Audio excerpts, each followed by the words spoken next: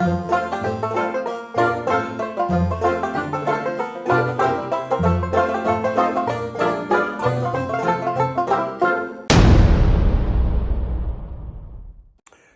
morning. So, back at this job, doing the studio flat, come garden office, come whatever you call it, at the rear of the garden of this property.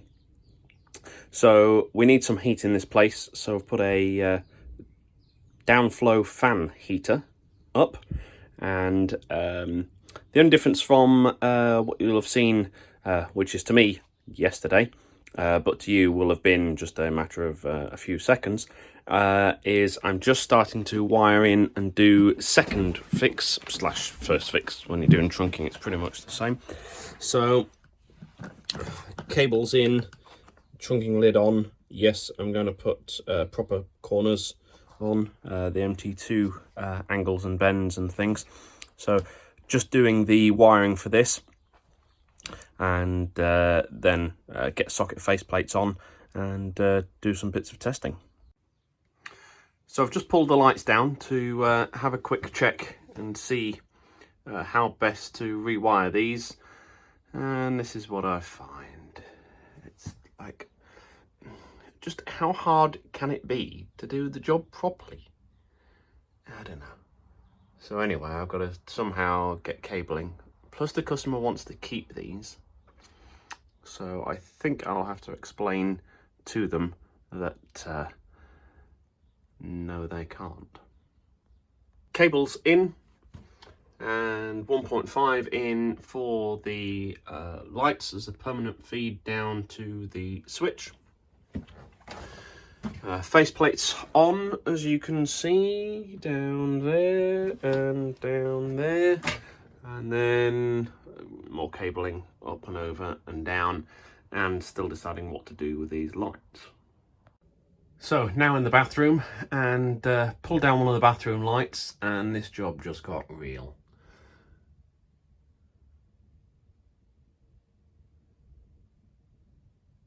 And that's not the worst of it. It gets worse, it gets worse, it gets worse. It gets worse. It gets worse. And what you probably can't see up there is black charring on the rafter itself. So there's definitely some very bad issues here, which looks like, thankfully, we've caught in time. So yes, this job's just got a tiny bit bigger. And we're not talking old wiring here either, because if you scan up here, yeah, that's it, through that mound of mess, and scan it up here,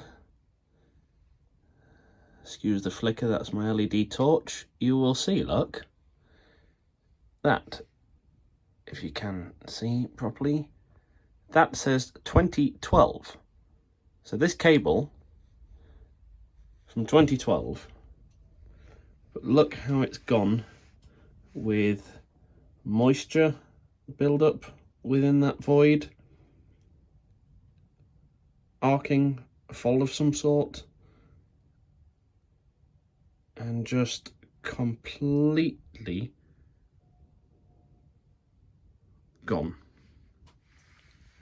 So that's what's been causing this fault that we've had here. You can see so much moisture there with the earth when it focuses properly. There you go. Sorry, there's my torch.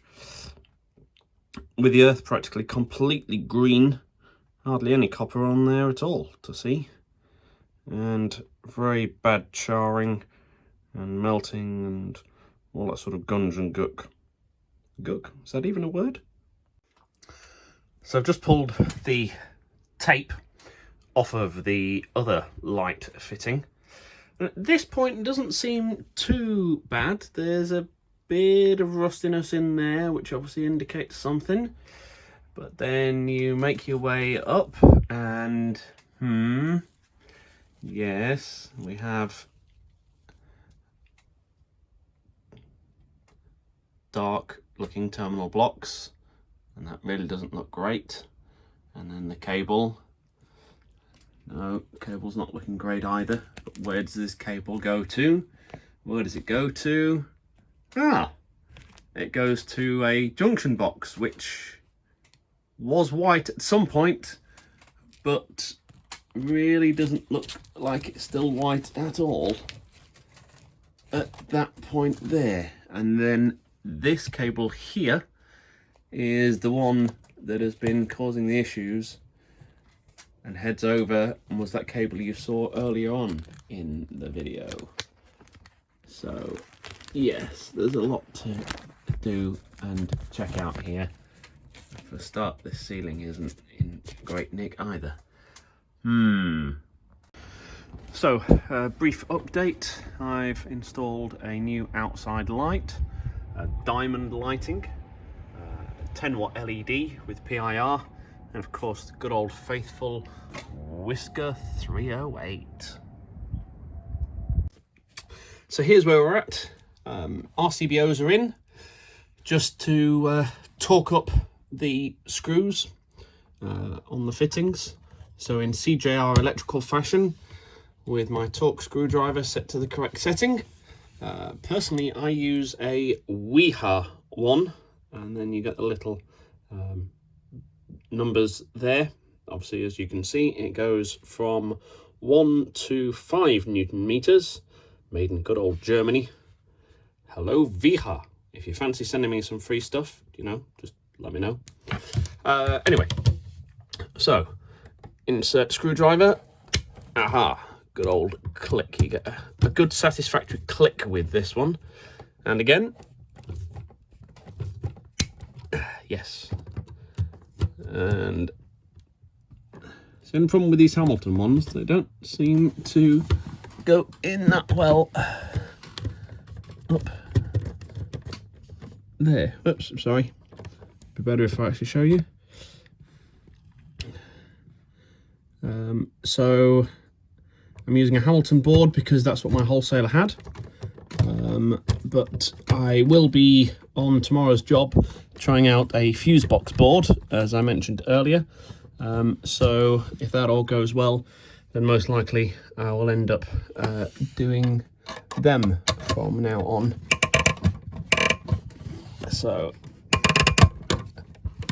however, Hamilton are coming out apparently at some point with the miniature RCBOs and type, because these are type AC, Hamilton are coming out with type A RCBOs. The reason why I was happy to go for type AC on this one is because it's a small studio flat at the bottom of a garden. In terms of things that are likely to cause DC leakage, as far as I see anyway, some of you out there may have differing opinions.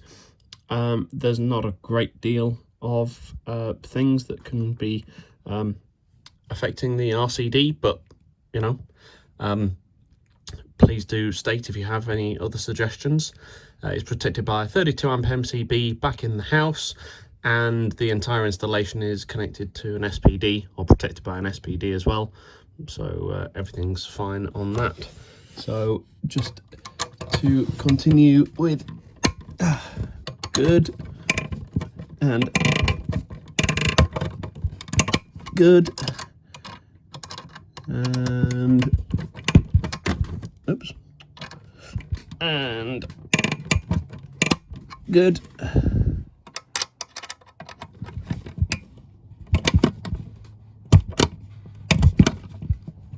and good. Right, you don't want to see me doing the rest, that'll just get boring.